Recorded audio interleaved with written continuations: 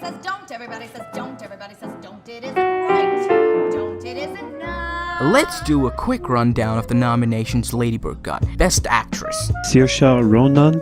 Well deserved, she did great. It's easy to make Ladybird, the way she's written, to be very unlikable, but Ronan really captures the frustrated teen that thinks she's found herself.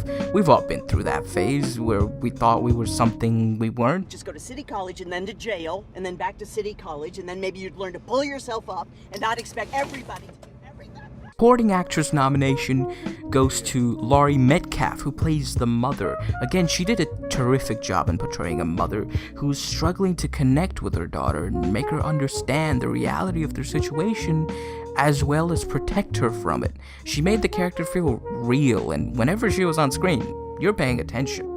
And a Best Director nomination, Greta Gerwig. Yes, it's a very well-made film, technically speaking. And a Best Screenplay nomination. Yeah, sure. And now, the big kahuna, Best Picture nomination. Come on. It's a good picture. It's an above-average picture. It's a pretty good coming-of-age picture, but Best Picture? Nah, there are better pictures. I know it's a little unfair to compare it to other films, but let's. Ladybird is no Moonlight, and that's okay. It's also no Manchester by the Sea, and it definitely is no La La Land.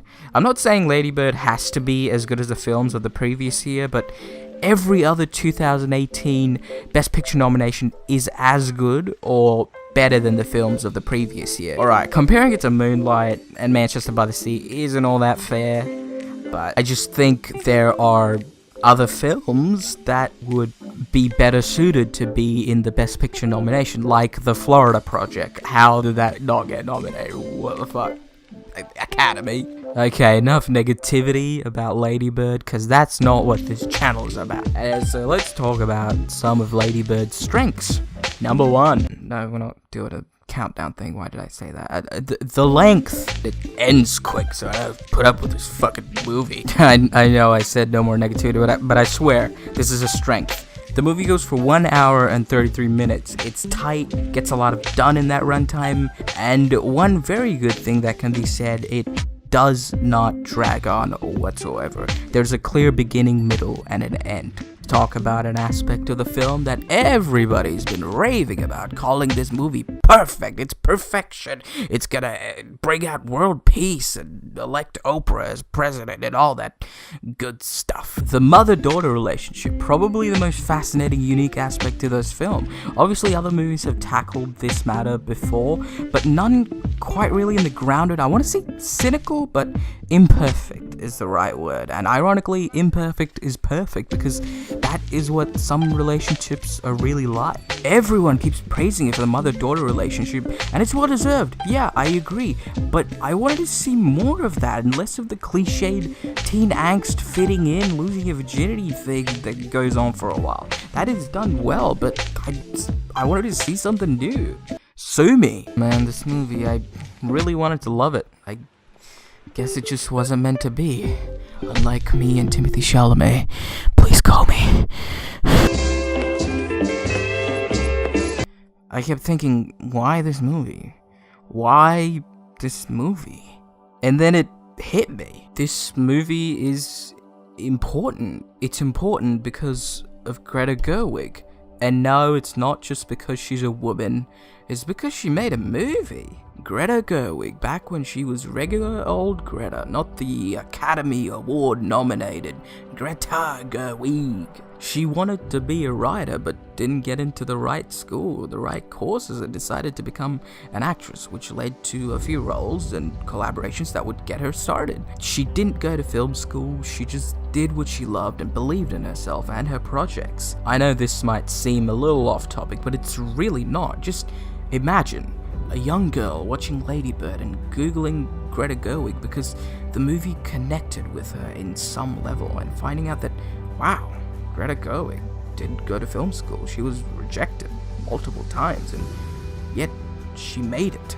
Greta Gerwig will inspire young filmmakers that feel dejected and feel like they can't make it. Also, the whole female empowerment thing right now. I personally find Greta a huge inspiration, and I love the fact that she poured years into this film, filled it with her inspirations, her loves, her soul, and brought life to this vision, this passion project that is Ladybird.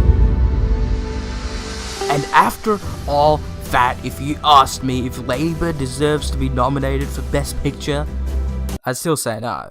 Look, I think it's a great little film that doesn't stick as much as I wanted it to, but I'm glad it got nominated because it represents something greater for female filmmakers and just the inspiration Greta Gerwig is. For me personally, I just think it's a little overrated, and I'm glad people are connecting to this film and are loving this film, and it might have something to do with them, you know, being female and me not being female. Maybe, but I don't think so. I'm really happy for Greta Gerwig and the cast for being nominated. That's a big deal. Obviously, it didn't need to be said, but I just don't think it should be nominated for Best Picture.